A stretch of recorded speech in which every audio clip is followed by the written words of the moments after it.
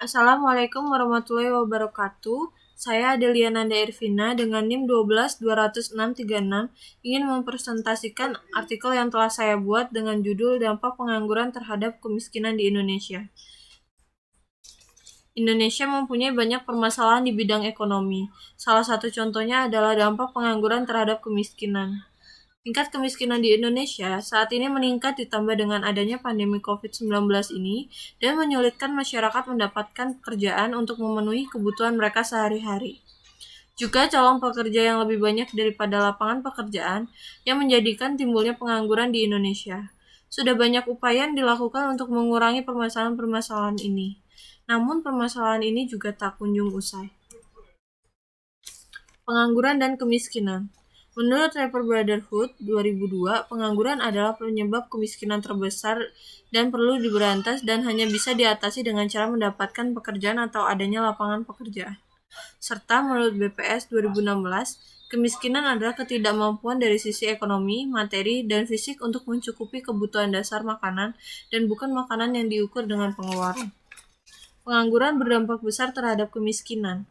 Kemiskinan ekonomi merupakan suatu gejala yang terjadi di sekitar lingkungan penduduk miskin. Kemiskinan juga berkaitan dengan pendapatan dan kebutuhan. Jika masyarakat tidak memiliki dana untuk dibelanjakan, maka itu akan berpengaruh terhadap kemiskinan.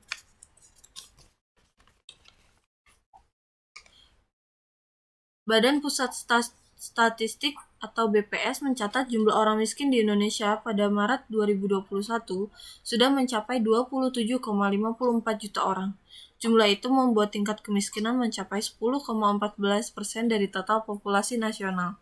Jika dibandingkan pada Maret 2020, jumlah penduduk miskin meningkat 0,36% atau naik 1,12 juta orang. Sedangkan Badan Pusat Statistik atau BPS mencatat jumlah pengangguran di Indonesia per Agustus 2021 sebanyak 9,1 juta atau turun sebanyak 670.000 dibandingkan dengan periode sama tahun lalu yang sebanyak 9,77 juta orang. Dari data ini, dapat disimpulkan bahwa tingkat kemiskinan di Indonesia terus meningkat, sedangkan tingkat pengangguran menurun tiap tahunnya. Walaupun berdasarkan data dari BPS tingkat pengangguran menurun, pemerintah perlu menciptakan kebijakan yang dapat meningkatkan permintaan tenaga kerja tidak terampil agar memudahkan penduduk miskin untuk menjual tenaga kerja mereka dan mengurangi jumlah pengangguran. Pemerintah bisa juga memberikan akses pelatihan untuk tenaga kerja tidak terampil tersebut.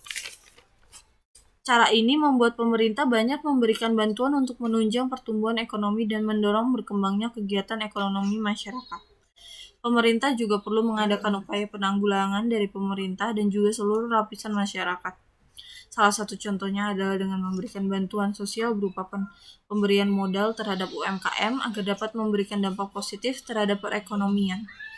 Dalam hal ini, masyarakat juga harus senantiasa untuk terus bersinergi dengan pemerintah dengan memanfaatkan sebaik-baiknya program yang dilaksanakan pemerintah dengan cara mengembangkan diri, kreativitas, dan ide, ataupun dengan membuka lapangan pekerjaan baru melalui pendirian usaha yang dapat terus berjalan di masa pandemi ini. Menurut pendapat saya, atau kesimpulan yang bisa saya ambil, pengangguran merupakan masalah yang pokok dalam suatu masyarakat modern. Dan pada umumnya, pengangguran disebabkan karena jumlah angkatan kerja atau para pencari kerja tidak sebanding dengan jumlah lapangan kerja yang mampu menyerapnya.